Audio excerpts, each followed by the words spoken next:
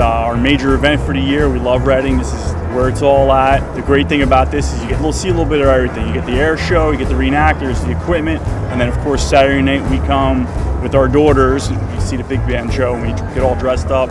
It's a little father-daughter event as well. That's great. This is our first time to come up. It's a fantastic show. We just love all the old planes, and the ground reenactment is really spectacular too. So we're really enjoying it. And we're going to be here for all 3 days. It's fun. Yeah, very good. It's a great trip. Thank you. And I just love the history, the enthusiasm of everybody to answer questions. Seems like even by Sunday they're still excited to answer questions for people. And just keeping the memory alive of all the people that lived in this kind of setting or situation.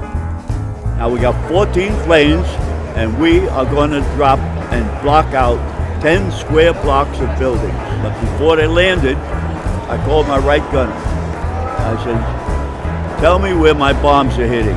He said, I don't see our bombs. All I see is that first row. How come? Because it's 35 seconds. They don't hit until 40. I want him looking. I can't see it because it's a mile at least behind me. I love this event for multiple reasons. Spending time with the vets is fantastic, and speaking with the reenactors really brings history to life, and it kind of closes the gap in what you learn in school and then how you can actually apply that to what's happening in the world today and even in the future. So it's a really great event. I love dressing in vintage. 1940s is my favorite era, and I'm really into World War II history. So we were very excited to be able to come here and see this amazing event. Oh, I think it's amazing. I'm actually active duty Navy right now, and I enjoy seeing all the veterans that are here. I enjoy the reenactors. Everything about it's great. It's a wonderful thing from that perspective.